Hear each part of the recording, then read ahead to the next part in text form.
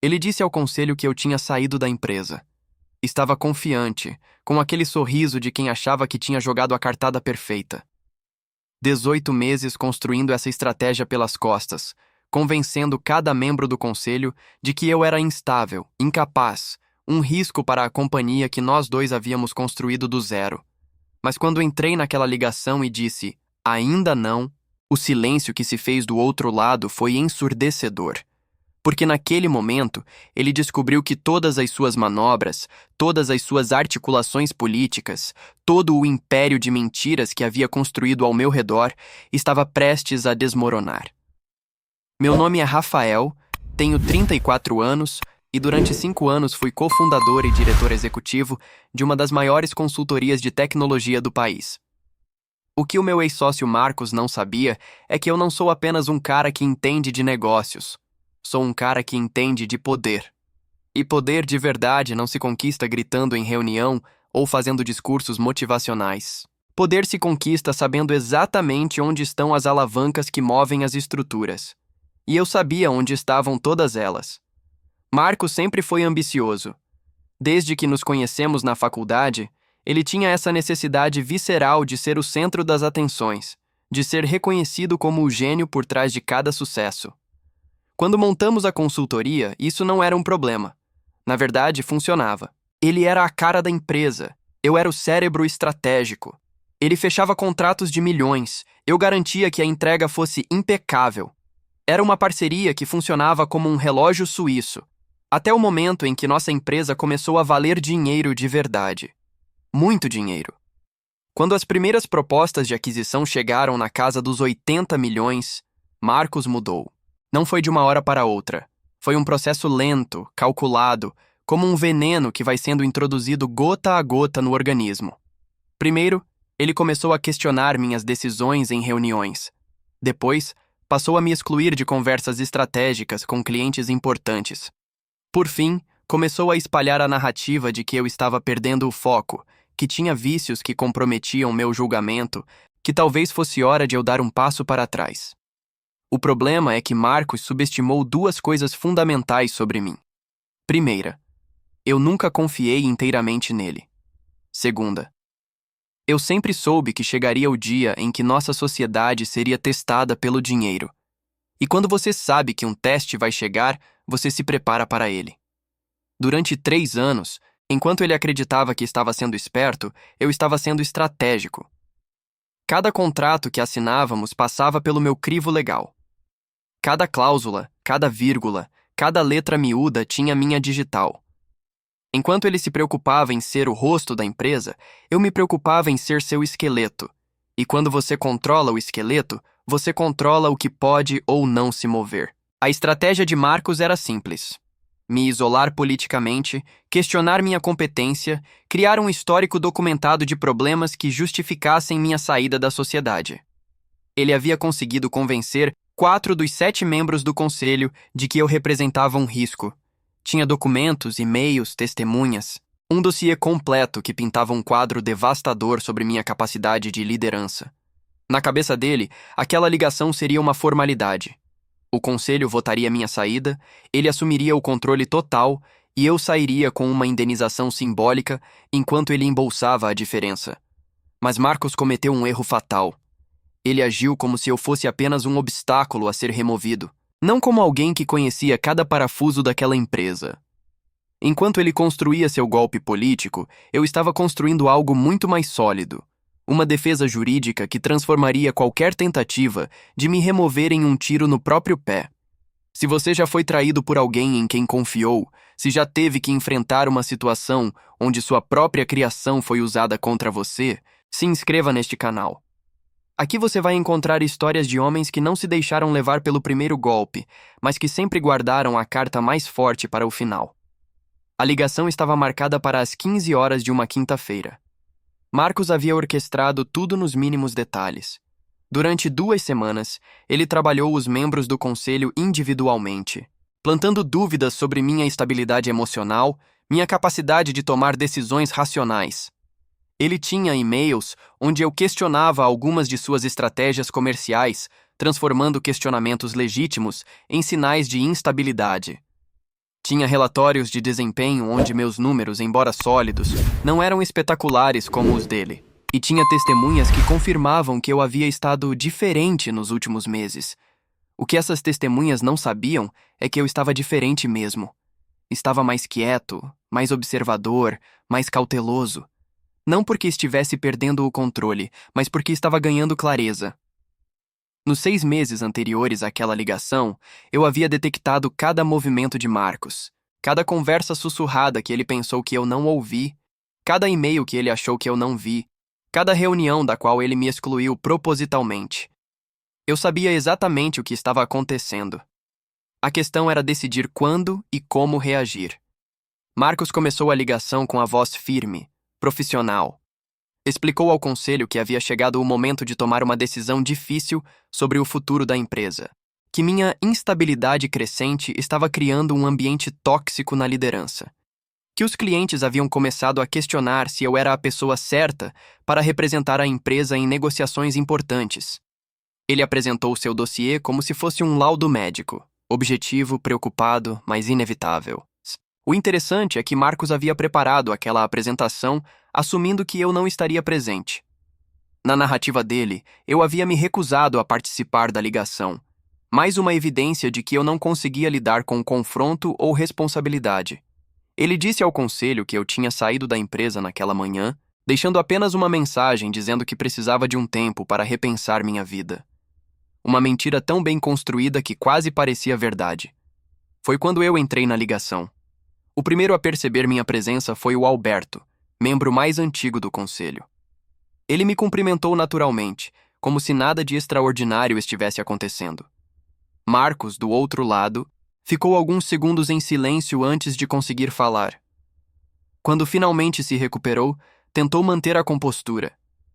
Ele me disse que ficou aliviado por eu ter decidido participar, que havia ficado preocupado com minha ausência. Perguntou se eu estava bem, se havia conseguido resolver as questões pessoais que me estavam afetando. Tudo dito com um tom de preocupação fraternal que teria sido convincente se eu não soubesse exatamente o que ele estava fazendo. Foi aí que eu disse apenas: ainda não. 2 palavras que mudaram completamente a dinâmica daquela ligação, porque ainda não respondia se eu estava bem. Ainda não respondia se eu havia saído da empresa, e todos na ligação entenderam isso perfeitamente. O que se seguiu foram 15 minutos dos mais constrangedores silêncios corporativos que já presenciei. Marcos tentou reformular sua apresentação, mas agora tinha que explicar por que havia dito ao conselho que eu tinha saído quando isso claramente não era verdade. Os membros do conselho começaram a fazer perguntas sobre a fonte de suas informações, sobre a validade de seu dossiê, sobre o que exatamente estava acontecendo naquela empresa. Eu deixei Marcos se explicar. Deixei ele cavar sua própria cova com cada tentativa de justificar por que havia começado aquela reunião com informações falsas. Deixei o conselho perceber que talvez o problema de confiabilidade não fosse comigo, mas com quem havia orquestrado todo aquele teatro.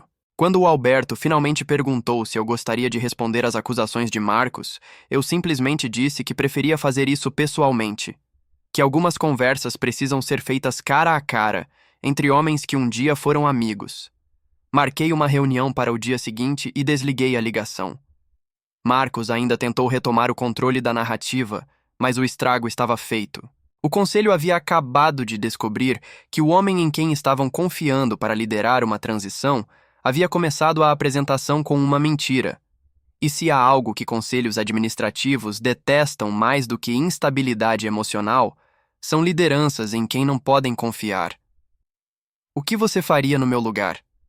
Teria dado uma segunda chance para alguém que orquestrou um golpe tão elaborado. Me conta nos comentários como você lidaria com uma traição dessa magnitude. A reunião presencial aconteceu na nossa sala de conferências principal, no 42º andar do edifício comercial, onde ficava nosso escritório. Era um espaço que nós dois tínhamos escolhido juntos quando assinamos o primeiro contrato de locação, 5 anos antes. As janelas de vidro ofereciam uma vista panorâmica de São Paulo, e naquela sexta-feira de tarde, a cidade parecia especialmente cinzenta. Como se até o céu soubesse que algo definitivo estava prestes a acontecer. Marcos chegou 15 minutos antes do horário marcado. Eu já estava lá há 1 hora, revisando cada documento que precisaria para aquela conversa. Quando ele entrou, tentou manter a mesma postura profissional da ligação anterior.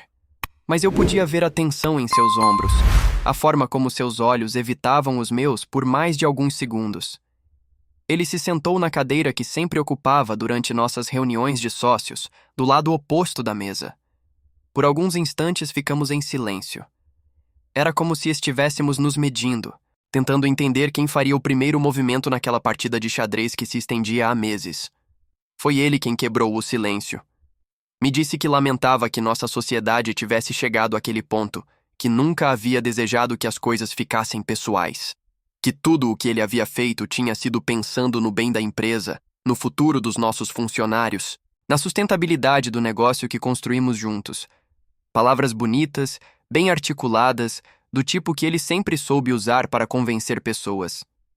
Mas eu não era mais o Rafael de 5 anos atrás, impressionado com discursos eloquentes. Coloquei uma pasta marrom sobre a mesa e a abri lentamente. Marcos tentou manter a compostura, mas vi seus olhos se fixarem no conteúdo daquela pasta com uma curiosidade nervosa. Comecei explicando que durante os últimos 6 meses eu havia contratado uma auditoria independente de todas as operações da nossa empresa. Não porque desconfiava da nossa contabilidade, mas porque queria entender exatamente onde estávamos financeiramente antes de tomar qualquer decisão sobre nosso futuro. O que essa auditoria revelou foi fascinante. Mostrei a Marcos o primeiro documento, um relatório detalhado de todos os contratos assinados nos últimos 2 anos.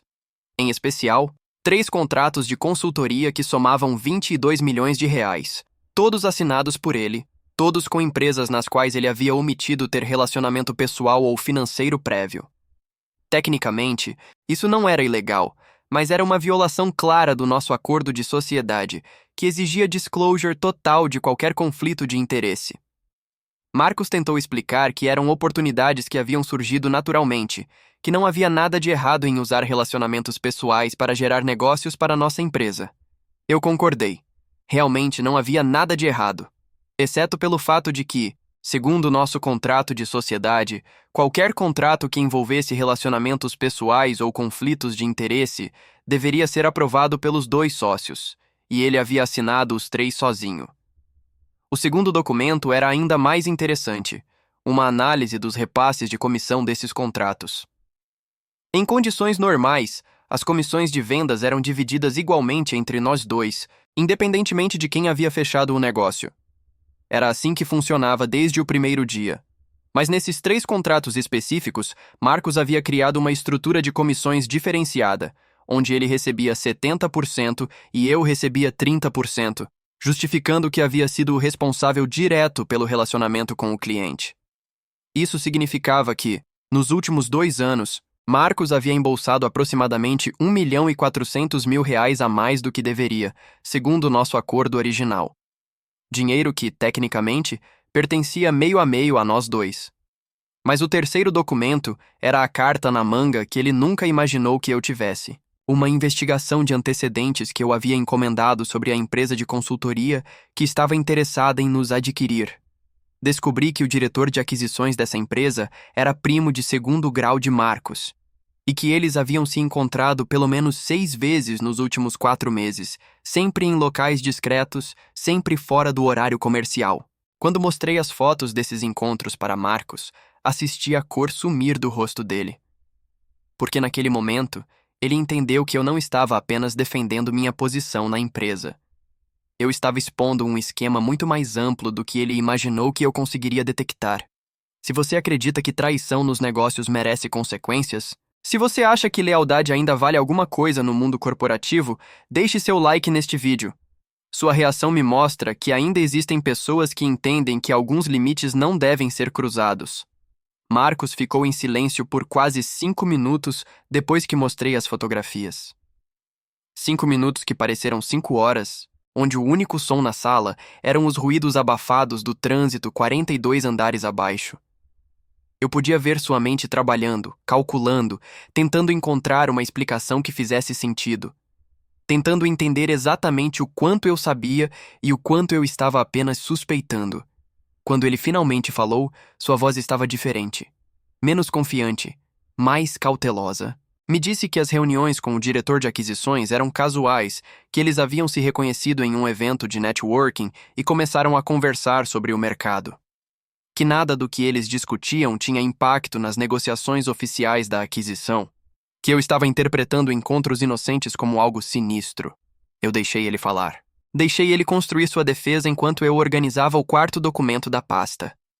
Um conjunto de e-mails trocados entre Marcos e esse mesmo diretor de aquisições, e-mails que eu havia conseguido através de uma solicitação legal perfeitamente justificada durante o processo de due diligence da nossa empresa. Nesses e-mails, Marcos não apenas discutia os valores da aquisição, mas oferecia informações confidenciais sobre nossa estrutura financeira, nossos contratos mais lucrativos e, principalmente, sobre minhas supostas limitações como gestor.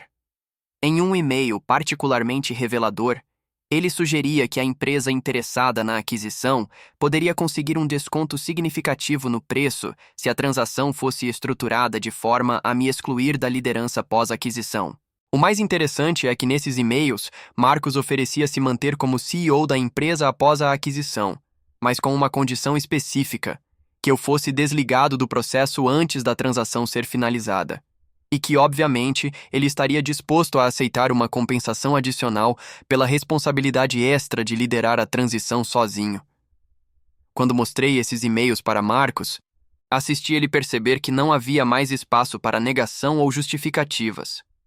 As evidências não eram circunstanciais.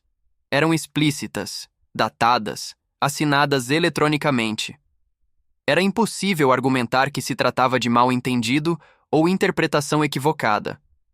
Ele tentou uma última cartada. Me disse que tudo o que havia feito tinha sido para proteger nossa empresa de uma liderança que ele genuinamente acreditava estar comprometida. Que suas ações não eram motivadas por ganância, mas por responsabilidade. Que se eu conseguisse provar que ele havia agido de má fé, ele estaria disposto a reverter todos os benefícios financeiros extras que havia recebido. Foi nesse momento que mostrei o quinto e último documento da pasta. Um relatório psicológico que eu havia encomendado de mim mesmo 6 meses antes, quando comecei a suspeitar das manobras de Marcos. Um relatório feito por um dos psicólogos organizacionais mais respeitados do país, que atestava minha completa estabilidade emocional e minha capacidade plena para exercer funções executivas. Marcos olhou para aquele documento como quem vê um fantasma. Porque naquele momento, ele entendeu que toda a narrativa que havia construído sobre minha instabilidade emocional não apenas era falsa, mas que eu tinha como provar que era falsa. E que eu havia conseguido essa prova 6 meses antes de ele começar a questionar publicamente minha capacidade. Ele perguntou quanto tempo eu sabia do que ele estava fazendo. Respondi que sabia desde a primeira reunião que ele teve com o diretor de aquisições, que havia detectado seu esquema quase no momento em que começou a executá-lo.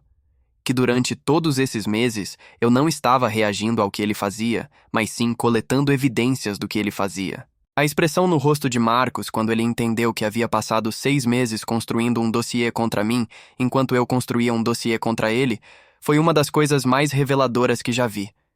Era como assistir alguém perceber que não estava jogando xadrez, mas dama. E que todas as suas jogadas haviam sido antecipadas desde o primeiro movimento. Expliquei que durante todo esse tempo, eu havia operado com uma premissa simples. Se nossa sociedade ia ser testada pelo dinheiro, eu queria ter certeza de que quando o teste acabasse, ficasse claro quem havia traído quem. E agora estava claro. Marcos perguntou o que eu queria. Se era dinheiro, se era controle total da empresa, se era uma desculpa pública. Respondi que já sabia exatamente o que queria. E que ele descobriria no dia seguinte, quando eu apresentasse toda essa documentação para o Conselho Administrativo. A reunião com o Conselho Administrativo aconteceu na segunda-feira seguinte. Desta vez, Marcos chegou pontualmente, mas eu podia ver que ele havia passado o fim de semana inteiro tentando formular uma estratégia de defesa. Tinha uma pasta própria, documentos organizados, até mesmo um advogado presente por videoconferência. Ele havia se preparado para uma batalha jurídica complexa. O que ele não esperava é que eu não queria uma batalha. Queria justiça. E justiça, às vezes, é mais simples do que as pessoas imaginam. Apresentei toda a documentação para o conselho de forma metódica, cronológica. Comecei com os contratos irregulares, passei pelos desvios de comissão, Mostrei os e-mails com o diretor de aquisições e terminei com o relatório psicológico que desmentiu cada alegação que Marcos havia feito sobre minha estabilidade emocional. Quando terminei a apresentação, o silêncio na sala era absoluto. Alberto, o membro mais antigo do conselho, foi o primeiro a falar. Perguntou diretamente a Marcos se ele tinha alguma defesa para o que havia acabado de ouvir. Marcos tentou argumentar que suas ações, embora questionáveis do ponto de vista ético, não eram tecnicamente ilegais, que ele havia tomado decisões que considerava benéficas para a empresa, mesmo que isso significasse contornar alguns protocolos internos. Foi quando reveladei minha jogada final. Durante os últimos 3 meses, enquanto Marcos articulava sua estratégia para me remover da sociedade, eu havia estado negociando secretamente com 3 empresas concorrentes. Não para vender nossa empresa, mas para vender minha participação de forma individual. E havia fechado um acordo que superava em 40% a oferta que estava sendo negociada através dos contatos de Marcos. A diferença fundamental é que minha negociação incluía uma cláusula que transferia não apenas minha participação societária, mas também todos os contratos que eu havia assinado pessoalmente nos últimos 5 anos. E devido à estrutura que eu havia criado quando montamos a empresa, isso representava 70% da nossa carteira de clientes. Marcos ficou lívido quando entendeu as implicações. Se eu executasse esse acordo, ele ficaria com uma empresa que valia 1/3 do que valia antes, mas com todas as obrigações contratuais que havíamos assumido juntos. Seria obrigado a manter a estrutura operacional completa para servir 30% dos clientes, enquanto assumia sozinho todas as responsabilidades financeiras que havíamos contraído em conjunto.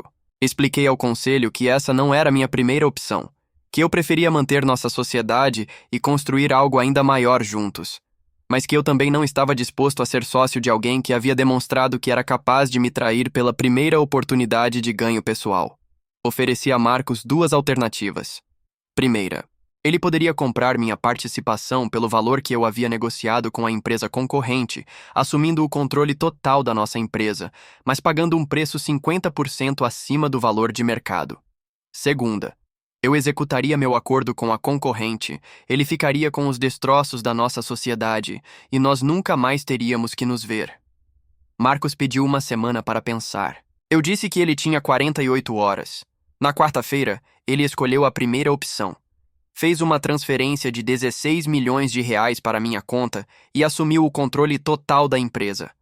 Um valor que representava não apenas o que minha participação valia, mas também uma compensação pelos 2 anos de desvios de comissão e pelos custos que eu havia tido com advogados, auditores e investigadores. O interessante é que 3 meses depois, a empresa que havia tentado nos adquirir desistiu da negociação. Aparentemente, descobriram algumas irregularidades no processo e decidiram que o investimento representava um risco desnecessário. Marcos ficou com uma empresa que valia muito menos do que imaginava, sozinho, sem os contratos que eu levei comigo, e com uma reputação questionada no mercado. 6 meses depois, recebi uma mensagem dele pedindo para conversarmos. Disse que havia aprendido a lição, que reconhecia seus erros, que gostaria de encontrar uma forma de trabalharmos juntos novamente. Respondi com 2 palavras. Ainda não. Porque algumas traições não se perdoam. Algumas pontes, quando queimadas, foram queimadas por uma razão. E algumas lições só se aprendem quando se perde tudo o que se pensou que se tinha conquistado através da traição. Hoje, com minha nova empresa, faturo o triplo do que faturava na sociedade com Marcos. Não por sorte, não por oportunidade, mas porque aprendi que a diferença entre ser traído e ser esperto não é perceber quando alguém vai te trair. É estar sempre 3 passos à frente quando a traição finalmente acontece. Se você chegou até aqui, se esta história te fez refletir sobre lealdade, sobre confiança, sobre o preço real da traição, deixe um comentário contando o que você teria feito no meu lugar. Compartilhe este vídeo com alguém que precisa entender que nos negócios, como na vida, quem joga limpo não precisa ter medo de quem joga sujo. E se ainda não está inscrito no canal, o que está esperando? Aqui você encontra histórias de homens que transformaram traição em oportunidade, humilhação em conquista e derrota em vitória estratégica.